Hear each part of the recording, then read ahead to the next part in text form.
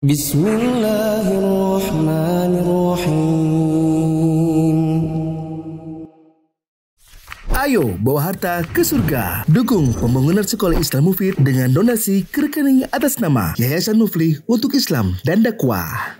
Bismillahirrahmanirrahim. Assalamualaikum warahmatullahi wabarakatuh. Alhamdulillahi wa kafa, wassalatu wassalamu ala rasulillahil mustafa wa ala alihi wa ashabihi wa man iqtafa. Teman-teman sekalian yang dirahmati Allah, pada kesempatan malam hari ini kita akan lanjutkan kembali bab tentang penafsiran Al-Quran. Sekarang kita masuk dalam sub bahasan yang kedua, Al-Marji'u fi Tafsir Al-Quran. Di buku teman-teman halaman berapa? 43. Saya tadi coba-coba membaca versi Indonesia karena saya terjemahan dengan versi saya sendiri. Saya compare, ada beberapa yang menurut saya terjemahannya perlu diperbaiki. Jadi nanti siapa tahu tidak sama, ya nanti beritahu kepada saya mana yang esensinya sepertinya ada yang keliru gitu. Al-Marji'u fi Tafsir Al-Quran, rujukan dalam menafsirkan Al-Quran atau referensinya. Kata penulis Syekh Muhammad bin Shalih Al-Utsaimin rahimahullahu ta'ala, yurja'u fi tafsir Al-Qur'ani ila ma ya'ti. Rujukan atau referensi dalam menafsirkan Al-Quran adalah sebagai berikut. Alif, kalamullahi ta'ala. Yang pertama adalah kalamullah ta'ala. Fayufassalu Qur'anu bil Qur'ani. Artinya Al-Quran ditafsirkan dengan Al-Quran juga. Ayat tafsirnya dengan ayat. Li'anna Allah ta'ala huwa alladhi anzalahu. Ini dikarenakan Allah subhanahu wa ta'ala yang menurunkan Al-Quran. Wa huwa a'lamu bima arada bihi. Dan dialah Allah yang paling mengetahui maksud perkataannya sendiri. Makanya karena di dalam Al-Quran adalah perkataan Allah dan perkataan Allah bergabung, maka bisa dikatakan perkataan Allah yang satu bisa ditafsirkan dengan perkataan Allah yang lain.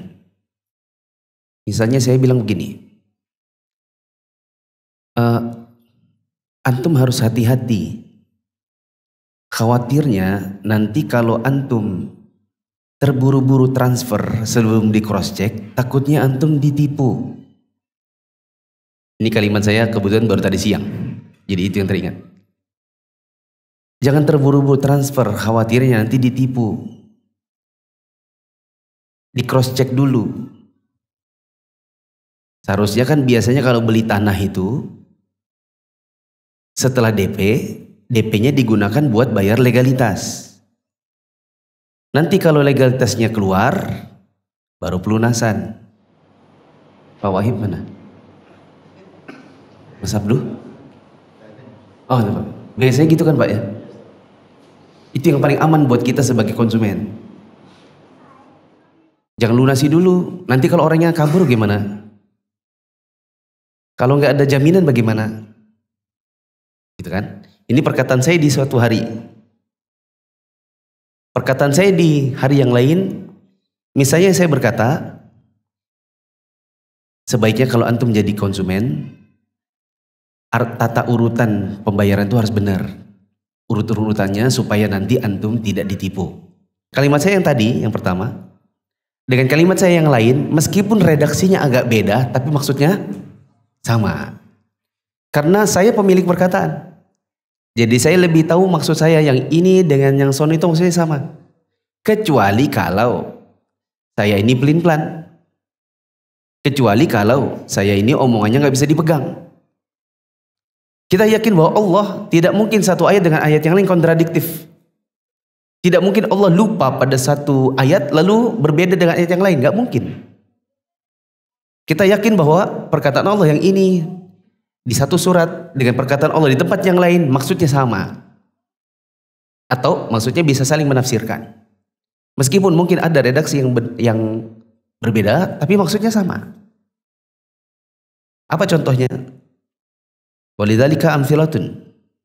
Contoh untuk masalah ini ada banyak. Contoh untuk cara ini cara apa teman-teman? Menafsirkan Quran dengan Quran juga. Contohnya ada banyak. Di antaranya Qauluhu ta'ala. Ada firman Allah Ta'ala di surat Yunus ayat 62. Allah bilang, Ala inna awliya Allahi la khaufun alaihim wa lahum yahzanun. Ketahuilah bahwasanya mereka wali-wali Allah itu tidak merasa takut dan tidak pula bersedih hati. Di ayat ini Allah pakai diksi wali-wali Allah. Orang mengira wali itu yang kayak wali yang dikenal di Indonesia. Yang kemudian orang beramai-ramai datang ke kuburannya untuk cari rezeki. Itu yang dikira orang. Lalu yang sering dibawakan ayat ini. Lalu bagaimana maksudnya Allah pada aulia Allah di sini? Ini dikatakan, faqad fassara awliya Allah biqaulihi fil ayatil lati taliha. Atau menjelaskan penggalan ayat awliya Allah atau wali-wali Allah dengan apa? Dengan ayat yang setelahnya. Jadi awliya Allah maksudnya apa? Alladzina amanu wa kanu yattaqun. Wali Allah di dalam ayat ini maksudnya adalah orang-orang yang beriman dan bertakwa.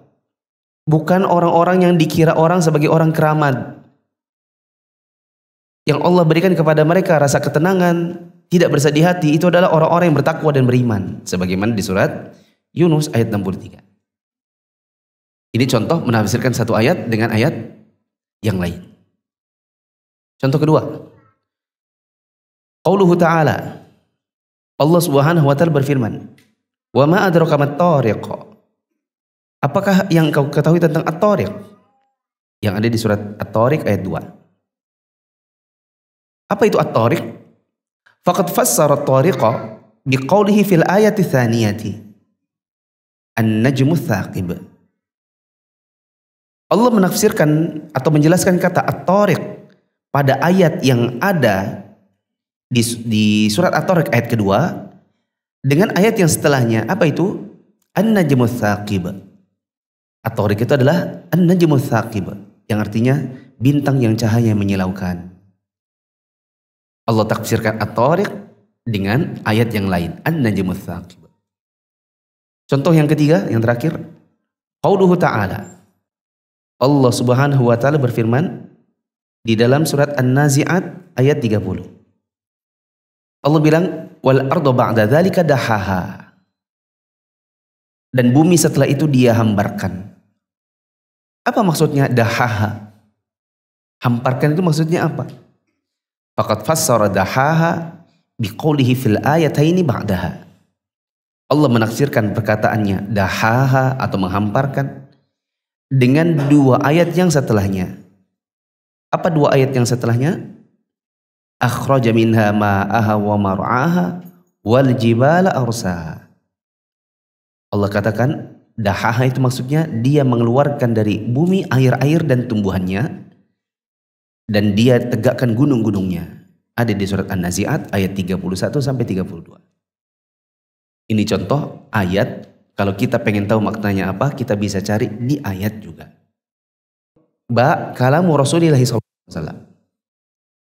Cara menafsirkan yang kedua atau referensi dalam menafsirkan Al-Quran yang kedua adalah perkataan Rasulullah SAW. Fayufassul Qur'anu bisunnati. Artinya Al-Quran ditafsirkan dengan sunnah. Dengan perkataannya Nabi. Lianna Rasulullah SAW muballighun anillahi ta'ala. Bisa saja Al-Quran itu ditafsirkan dengan sunnah Nabi pada sebagian ayatnya dikarenakan Rasulullah SAW adalah orang yang menyampaikan Al-Quran dari Allah Ta'ala. Fahuwa a'lamun nasi bimuradillahi ta'ala bikalamihi. Kalau Nabi yang jadi penyampainya, tentu beliau adalah manusia yang paling paham dengan apa yang Allah maksudkan dari perkataannya. Bridging pemahamannya begini. Waktu SD kita punya guru di kelas. Biasanya kalau ada instruksi dari guru, yang dipanggil siapa? Ketua kelas. Maka ketua kelas datang ke kantor guru. Terus ketua kelas dibilangin, Wahyu, tolong sampaikan ke teman-teman, hari ini guru-guru ada rapat. Oke, nanti suruh teman-teman agar di kelas mengerjakan soal anu dan anu. Oke. Terus dia balik ke kelas. Dia menyampaikan ke teman-temannya, teman-teman, kita disuruh untuk mengerjakan soal dari halaman sekian sampai sekian. Karena guru-guru mau rapat.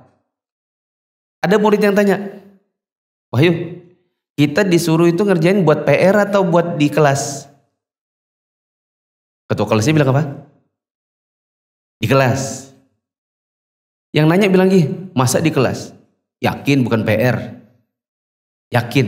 Emang guru bilang gitu? Guru nggak bilang gitu. Tetapi saya yakin betul maknanya adalah itu. Karena guru bilang kami mau rapat.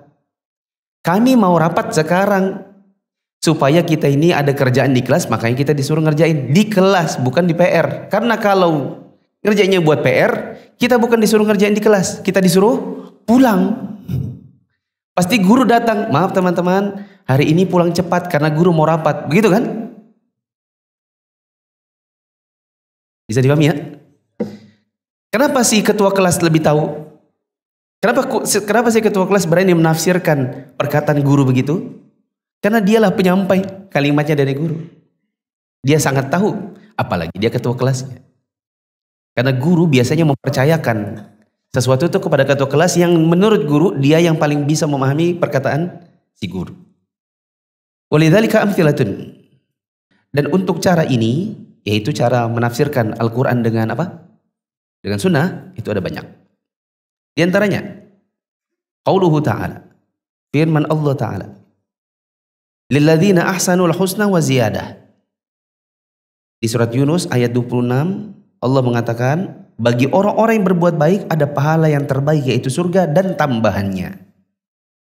Apa maksudnya tambahannya? Emang kalau sudah masuk surga mau dikasih tambahan apa?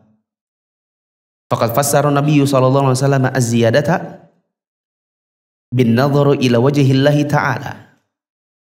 Nabi sallallahu alaihi wasallam menafsirkan kata az-ziyadah atau tambahan pada ayat di atas ditafsirkan dengan memandang wajah Allah Ta'ala. Kalau ada yang tanya, tahu dari mana Nabi maksudnya ziyadah itu adalah melihat wajah Allah? Ya tahu, orang dia adalah utusan Allah. Nah antum bukan utusan Allah, antum mau nafsirkan jadi apa coba? Kalau mau protes. Aku mau tafsirnya ziyadah itu maksudnya bonus-bonus, diskon-diskon. Kamu siapa kamu berani ngasih tafsiran begitu? Ini Nabi yang bilang. Kenapa saya agak ngotot gitu? Karena memang di Indonesia ini terkhusus ada banyak dai-dai yang mereka tafsirkan firman Allah dengan tafsir dirinya sendiri. Dia pede untuk tidak buka tafsir At-Tabari, dia pede untuk nggak buka Ibnu Katsir, As-Sa'di. Dia bikin tafsir sendiri. Kadang-kadang bahkan dia nggak bisa bahasa Arab. Jadi kalau ngisi misalnya dia pakai Quran. Setelah ngasih Quran dia bacakan. Setelah itu dia tafsir sendiri. Dia nggak buka referensi kitab-kitab tafsir yang mungkin ada di perpustakaan. Jika kita katakan, Bapak tafsir itu dari mana? Dari saya. Nabi tafsirnya nggak gitu ya.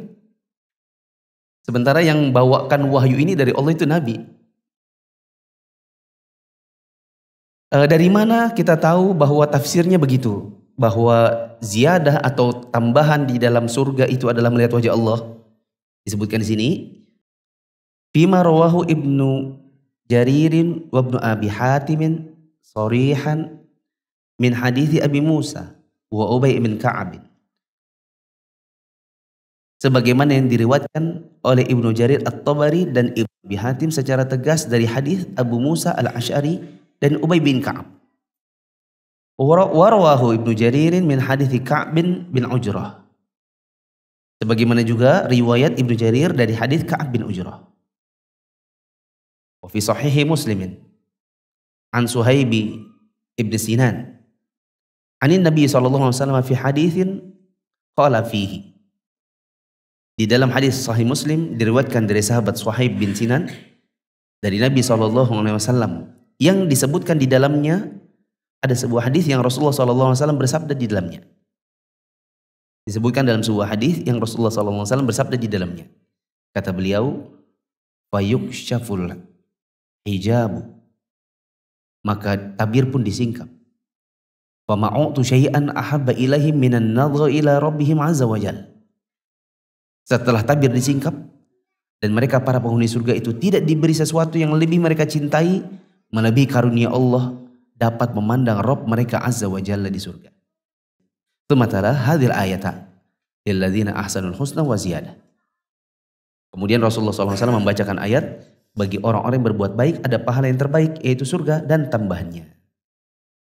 Maksudnya gini teman-teman, Nabi bilang ketika proses orang masuk surga, ya, di mana penghuni neraka sudah masuk neraka, penghuni surga sudah masuk surga.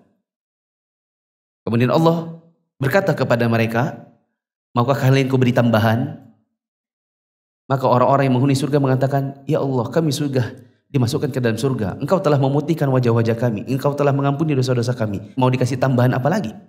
Maka tabirnya disingkap. Lalu diberikan karunia, semua penghuni surga bisa memandang wajah Allah. Sebagaimana orang di dunia bisa melihat matahari tanpa perlu berdesak-desakan. Semuanya bisa lihat.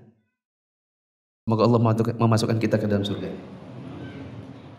Dan semoga Allah memberikan kepada kita karunia bisa melihat wajahnya nanti di dalam surga. Setelah disingkap hijab, semua bisa melihat wajah Allah. Setelah itu Nabi bacakan ayat yang ayatnya ada hubungan sama yang tadi itu, yaitu melihat wajah Allah.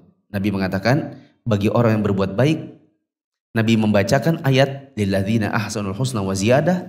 Bagi orang yang berbuat baik ada pahala yang terbaik yaitu surga dan tambahannya. Tambahannya yang mana? Melihat wajah Allah. Dari mana nyambungnya?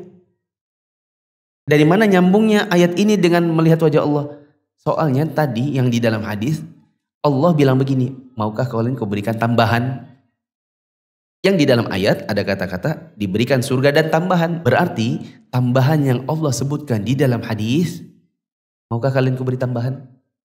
Berarti sama juga dengan tambahan yang ada di ayat.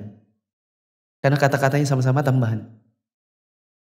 Berarti ini menunjukkan bahwa Al-Quran itu bisa ditafsirkan dengan contoh yang kedua. Qauluhu ta'ala, firman Allah subhanahu wa ta'ala, wa'iddu lahum mastata'tum min quwwah. Di surat Al-Anfal ayat 60, Allah mengatakan, dan persiapkanlah kekuatan untuk menghadapi mereka dengan segala kemampuan kalian. Di dalam ayat ini ada kata-kata quwwah, kekuatan. Apa maksudnya kekuatan? Kita disuruh siapkan kekuatan, bentuknya apa? Faqad fassarun Nabi sallallahu alaihi wasallam al-quwwata bir-ramy. Nabi sallallahu alaihi wasallam menafsirkan kata al-quwwah atau kekuatan dalam ayat tersebut dengan kata ar-ramy. Apa itu ar-ramy? Memanah. Di buku teman-teman diartikan apa? Memanah.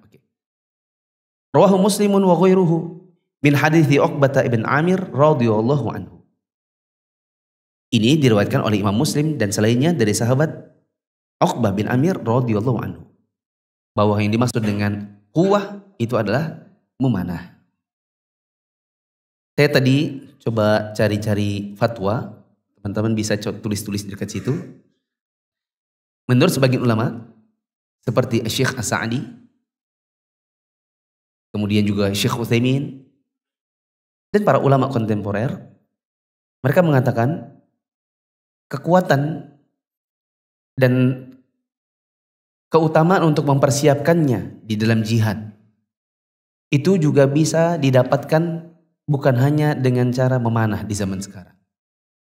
Termasuk di dalamnya apabila ada orang latihan menembak. Kalau seandainya ada peperangan antara negeri muslim dengan negeri kafir, lalu negeri muslim totok itu apa ya? Mentok, apa sih totok itu ya? Fanatiknya hanya dengan memanah. Sementara orang-orang negeri kafir bawa senapan ke sini, siapa yang kalah? Tentu orang muslim. Baik, langsung saja, biar nggak panjang-panjang. Jim maksudnya adalah cara ketiga dari referensi menafsirkan Al-Quran. Jim kalamu sahabati. Referensi yang ketiga adalah perkataan sahabat radhiyallahu anhu. La siyama dzawul ilmi minhum wal inayati bitafsir. Terutama ahli ilmunya para sahabat dan yang menekuni tafsir di antara mereka. Karena kita harus tahu juga, tanpa bermaksud merendahkan ya, tetapi kenyataannya sebagian sahabat Nabi ada yang mereka bertemu dengan Nabi, beriman dengan Nabi, wafat dalam kondisi beriman, tapi mereka bukan tipikal atau bukan orang-orang yang mereka menjadi ahli ilmunya. Siapa yang tahu? Siapa contohnya sahabat Nabi yang seperti itu? Abdullah bin Abbas adalah yang ahli ilmu dan menekuni tafsir. Bahkan dia didoakan Nabi sebagai ahli tafsir. Maksud saya yang tidak menekuni tafsir. Sahabat Nabi yang bukan ahli ilmu, melainkan yang mengerti kalau dia bertanya. Tapi kalau dia tidak nanya, dia tidak belajar, tentu dia tidak akan berilmu. Siapa contohnya? Nggak usah sebut nama. Ya, Badui. Teman-teman tahu, saya yakin pasti tahu, ada hadis sahabat Nabi masuk ke dalam masjid lalu kencing dalam masjid. Iya kan? Kalau orang ahli ilmu nggak mungkin kencing di masjid. Tapi apakah dia sahabat Nabi atau siapa? Dia sahabat Nabi. Kenapa dia sahabat Nabi? Sahabat Nabi itu syaratnya 3. Orang itu bisa dikatakan sahabat Nabi kan ada 3 syaratnya. 1, tatap muka. Meskipun buta. Tatap muka meskipun buta. Jadi kalau misalnya dia wajah ketemu wajah, itu sahabat Nabi. Syarat 1. Meskipun matanya buta. Seperti siapa?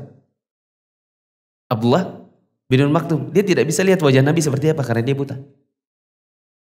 Yang kedua, syarat kedua, beriman kepada Nabi SAW. Karena ada orang ketemu dengan Nabi tapi gak beriman. Siapa contohnya? Abu Lahab, Abu Jahal. Kan ketemu dengan Nabi tapi gak beriman. Yang ketiga, wafatnya pun beriman. Karena ada orang ketemu muka dengan Nabi, beriman waktu Nabi hidup.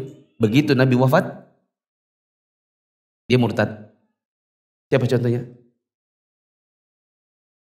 Yang mengaku jadi Nabi? Saya lama Al-Kadzab. Ada orang beriman di masa Nabi, hidup di zaman Nabi, tapi nggak pernah tatap muka. Dia beriman dengan Nabi, wafat dalam keadaan beriman, tapi masalahnya meskipun hidupnya sezaman, tapi dia nggak pernah ketemu. Beda tempat soalnya. Najasyi. Maka Najasyi itu bukan sahabat. Menurut pendapat yang rajih. Kembali ke sini. Cara menafsirkan Al-Quran yang ketiga adalah pakai perkataan sahabat. Terutama yang ahli ilmu dan tekun di bidang tafsir. Li'anna al-Qur'ana nazala bilughatihim.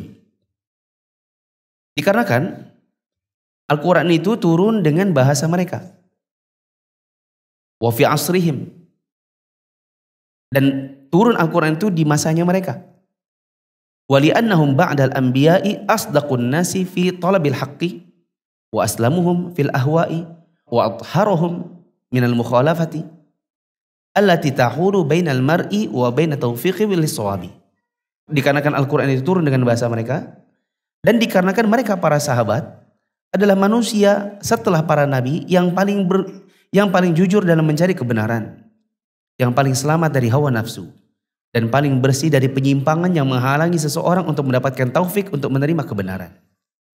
Jadi alasannya kenapa Al-Quran bisa ditafsirkan dengan perkataan sahabat? Kurang lebih di sini ada 3. Yang pertama, Quran itu turun dengan bahasanya mereka. Kemudian turunnya Al-Quran itu di zamannya mereka. Dan dikarenakan para sahabat itu adalah golongan manusia setelah para nabi. Di mana orang-orang ini adalah orang yang paling jujur dalam mencari kebenaran, paling selamat dari hawa nafsu, dan yang paling suci dari sisi tidak mungkin mereka itu melakukan penyimpangan-penyimpangan yang justru menjauhkan mereka dari mendapatkan kebenaran. Walidzalika amtsilatun katsiratun jiddan. Dan banyak sekali contoh tafsir menggunakan perkataan sahabat. Misalnya, qauluhu ta'ala. Perkataan Allah Subhanahu wa taala. Di surat apa teman-teman? An-Nisa ayat 43. Allah mengatakan, wa in kuntum mardo aw ala safarin aw jaa ahadun minkum minal ghaiti aw lamastumun nisa. Dan jika kalian sakit atau sedang safar atau dalam perjalanan atau kembali dari buang air atau setelah menyentuh wanita. Apa maksudnya aw lamastumun nisa? Menyentuh wanita ini apa maksudnya? Yang membuat kita itu batal dari wudu sehingga harus berwudu, dan apabila tidak dapatkan air maka bisa dengan tayamum. Menyentuh wanita yang seperti apa yang membatalkan wudu? Disebutkan di sini, faqad shahha an Ibni Abbasin radhiyallahu anhuma annahu fassara mulamasata bil jima'i. Terdapat riwayat yang sahih dari Ibnu Abbas radhiyallahu anhuma bahwa ia menafsirkan al-mulamasah atau menyentuh wanita di dalam ayat ini maksudnya adalah bersetubuh atau berjima. Boleh dikasih catatan dari situ? Bukan sekedar sentuh. Bukan sekedar sentuh. Tambahkan lagi catatan di situ. Maka ayat ini menunjukkan bahwa sekedar menyentuh wanita bukan pembatal wudu. Tafsiran Ibnu Abbas ini menunjukkan bahwa sekedar menyentuh wanita tidak membatalkan wudu. Contohnya bersentuhan dengan wanita di saat tawaf. Kecuali kalau menyentuhnya secara sengaja karena hawa nafsu. Ini pendapat yang mengatakan yang membatalkan itu adalah menyentuhnya kalau sengaja dengan nafsu. Adapun tidak sengaja bertabrakan dengan perempuan saat tawaf, maka itu tidak membatalkan wudhu. Loh, bagaimana dengan ayat ini? Ayat ini yang membatalkan wudhu adalah lamastumun nisa. Lamasah atau mulamasah di dalam ayat ini maksudnya bukan sekedar menyentuh, tapi apa? Berjima atau bersetubuh. Ya mas, sampai sini paham? Ada yang mau bertanya dulu? Siapa tahu ada yang tidak dipaham. Ada yang bertanya berarti saya asumsikan semuanya paham ya. Nah, kalau semuanya paham berarti saya yang tanya. Sebutkan 3 referensi sampai sejauh ini Al-Quran bisa ditafsirkan pakai apa saja. Tommy. 1.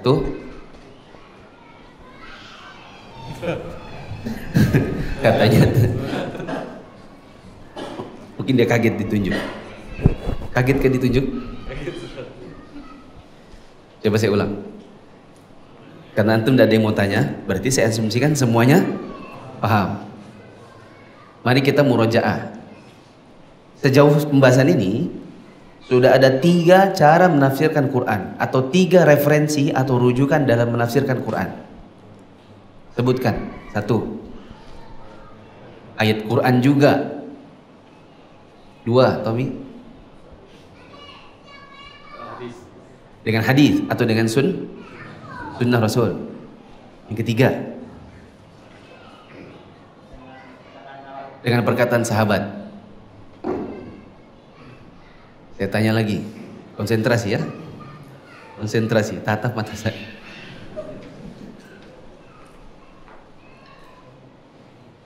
Kenapa Al-Quran bisa ditafsirkan pakai Quran?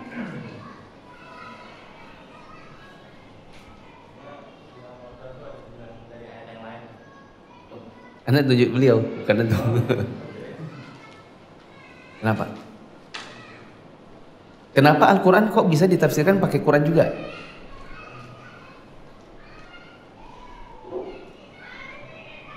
Ya.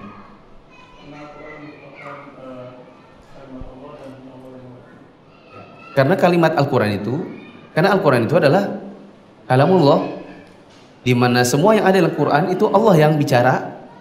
Dan Allah yang maha tahu apa yang dia maksudkan dari ayat-ayatnya. Tadi bridgingnya Pak, saya ngomong satu kalimat di hari dan waktu yang berbeda, di tempat yang berbeda, di kesempatan yang berbeda, saya ngomong dengan kalimat yang mungkin agak mirip, agak beda-beda dikit, tapi maksudnya sama.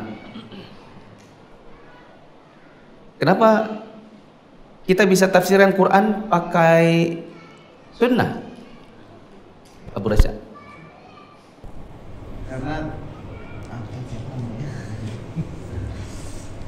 Karena tidak mungkin orang yang diperintahkan tidak mengetahui apa yang dia sampaikan. Nah, ini saya paham tafsirnya. Maksudnya beliau saya paham. Maksudnya adalah dikarenakan Nabi SAW itu adalah yang menyampaikan atau menjadi perantara wahyu, sehingga Nabi lebih tahu tentang apa yang Allah maksudkan di ayat-ayatnya. Gitu kan maksud antum? Nah, gitu maksudnya. Saya bisa tafsirkan. Kenapa kita bisa pakai perkataan sahabat untuk menafsirkan ayat? Nihran. Dalam penafsiran para sahabat maka ini dijawab dengan 3 urusan. Yang pertama karena Al-Quran itu turun dengan versi bahasa mereka. Karena Quran turun dengan bahasa mereka. Asal tuh. Kedua, Yang kedua, karena Quran turun sezaman. di masanya mereka. Yang ketiga, Terus yang ketiga, karena para sahabat ini adalah manusia terbaik. karena para sahabat adalah manusia terbaik setelah para nabi. Yang tidak mungkin mereka itu menyengaja untuk menyelisihi Quran. Mereka paling selamat dari sisi mengambil tafsiran yang justru menyelisih Quran. Mereka paling jujur dalam mencari kebenaran. Referensi yang keempat. Kata penulis, dal kalamut tabi'ina alladzina i'tadaw bi akhdhi tafsiri 'ani sahabati radhiyallahu anhum. Referensi yang keempat adalah perkataan para tabi'in. Kita bisa tafsirkan Al-Quran pakai perkataan tabi'in, tetapi tabi'in yang menekuni tafsir dari para sahabat radhiyallahu anhum. Karena sebagaimana sahabat Nabi, ada di antara mereka yang ahli ilmu, ada yang tidak. Ada yang menekuni bidang ini, ada yang tidak. Maka apalagi tabi'in. Di antara tabi'in itu ada yang mereka bukan ahli ilmunya, tapi mereka ahli jihadnya misalnya. Kenapa kita bisa tafsirkan perkataan Allah, yaitu Al-Quran, dengan para tabi'in? Kata penulis, li'anna tabi'ina khairun nasi ba'da sahabati. Ini dikarenakan para tabi'in merupakan golongan manusia terbaik setelah para sahabat. Wa aslamu minal ahwa'i mimman ba'dahum. Dan para tabi'in itu lebih selamat dari hawa nafsu dibandingkan dengan orang-orang yang datang setelah mereka. Contohnya kita.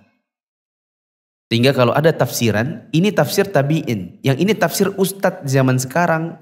Mana yang kita lebih pegang? Tabi'in. Walam takun al-lughatu al-arabiyyatu taghayyarat katsiran fi asrihim. Dan bahasa Arab juga tidak banyak berubah di masa mereka. Tidak seperti di zaman sekarang. Istilah-istilah bahasa Arab di zaman sekarang sudah banyak berubah atau tercampur-campur dengan diksi-diksi yang berbeda-beda dari negeri yang lain, atau dipakai oleh orang ajam untuk suatu istilah di dalam bahasa Arab. Apalagi kalau di zaman sekarang kita itu kalau tinggal di Saudi itu kadang-kadang ngomong sama orang Arab asli yang pakai bahasa fusha itu tentu lebih mudah meskipun tidak banyak dari mereka ketimbang orang-orang kebanyakan yang mereka pakai bahasa amiyah, bahasa pasar. Bahkan saya pernah ketemu dengan orang-orang yang seharusnya mereka itu bangsa Arab, tapi mereka, salah satu dari mereka pernah bilang gini, Muflih, saya lupa namanya, saya ingat betul mukanya, boleh saya duduk sama kamu? Mungkin ajlis huna ma'ak? Boleh saya duduk sini sama kamu? Naam, tafaddal, lakin la tatakallam bil fusha. Tapi please jangan ngomong pakai fusha. Padahal dia orang Arab.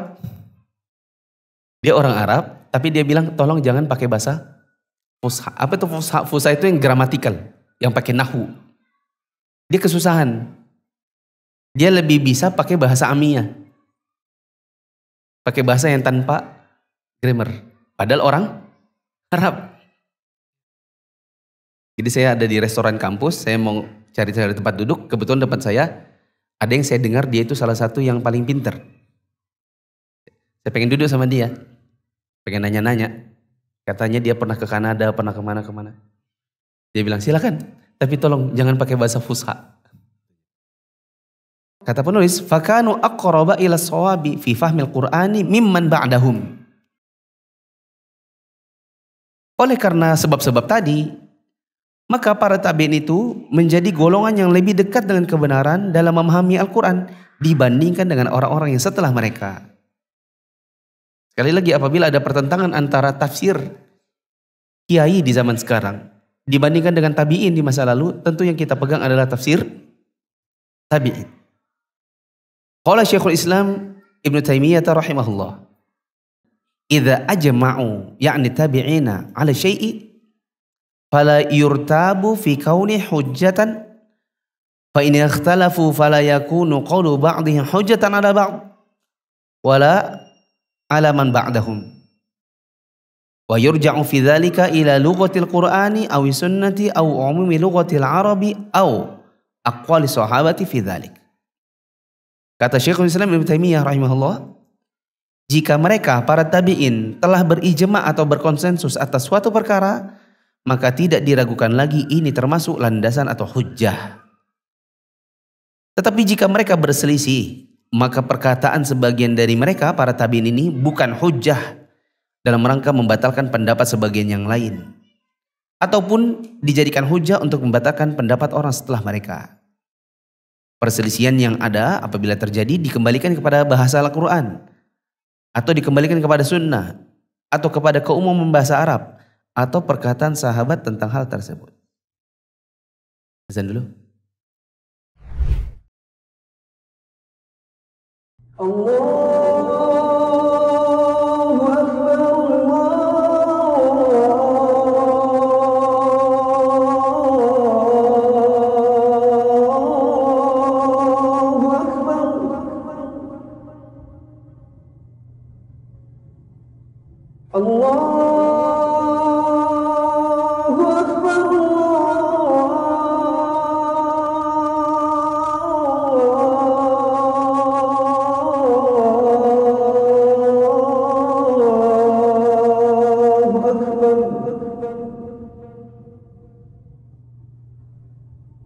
Asyhadu an la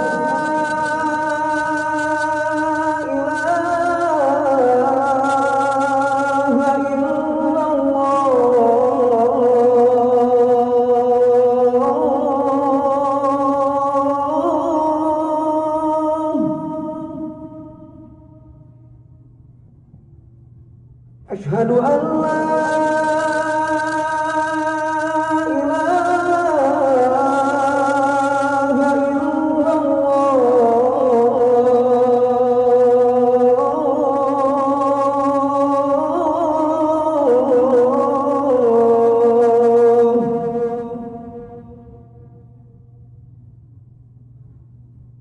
Asyhadu anna Muhammadan Rasulullah.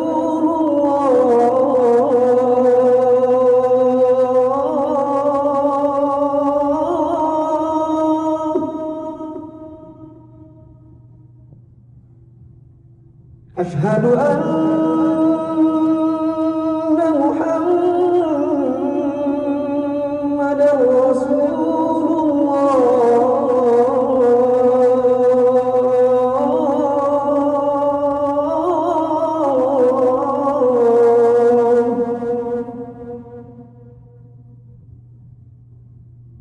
حي على الصلاة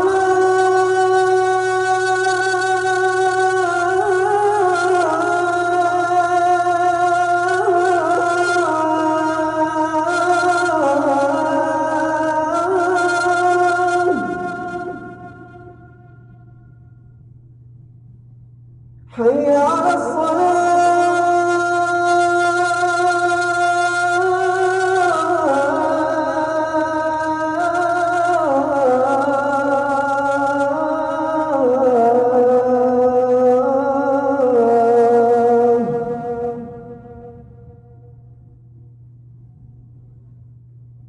حي على الفلاح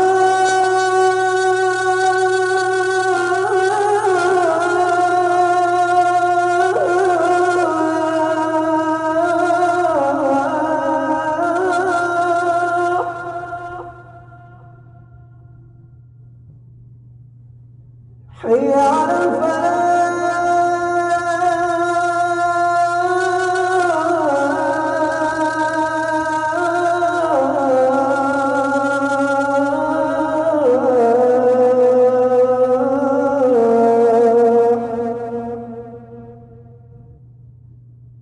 الله أكبر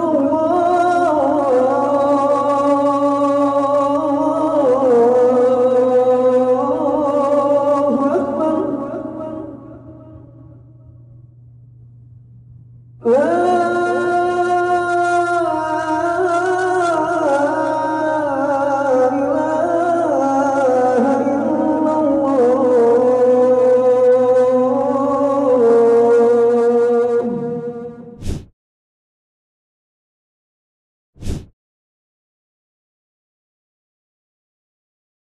Kita cukupkan sampai paragraf yang satu lagi nih. Wa qala aidan, beliau siapa?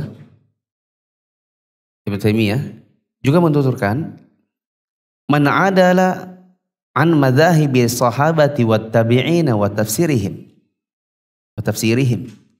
ila ma yukhalifu dzalika kana mukhti'an fi dzalik bal mubtadi'an. Kata beliau, barang siapa menyimpang dari mazhab para sahabat, menyimpang dari mazhab tabi'in dan tafsiran mereka, lantas mengambil yang justru menyelisihi mereka siapa? Sahabat dan tabi'in, maka orang itu telah salah.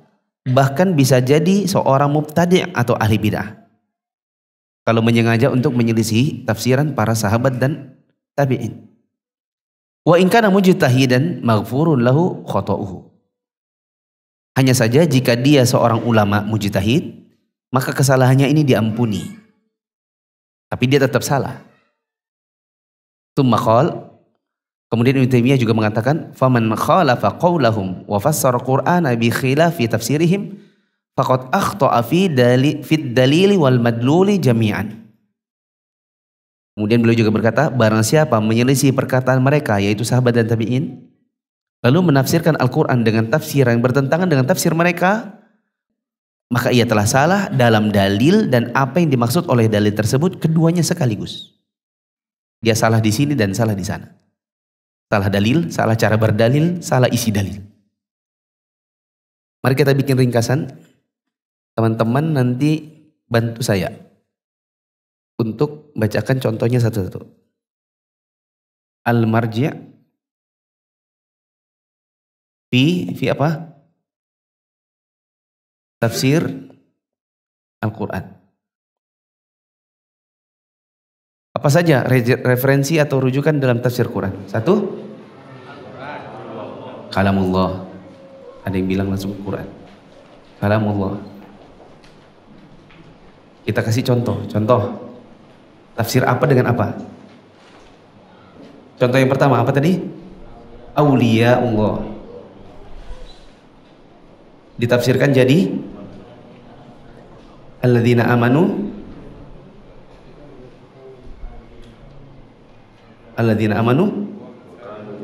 wa kanu yattaqun.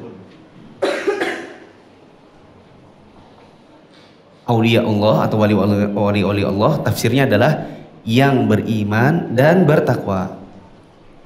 Contoh yang kedua apa tadi?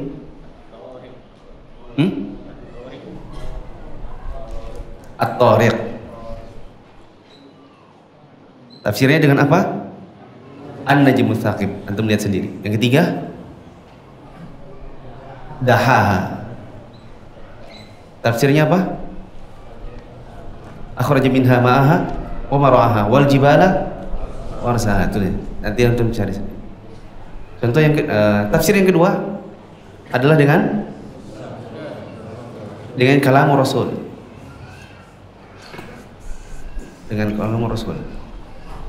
Contohnya apa tadi? Az-ziyadah.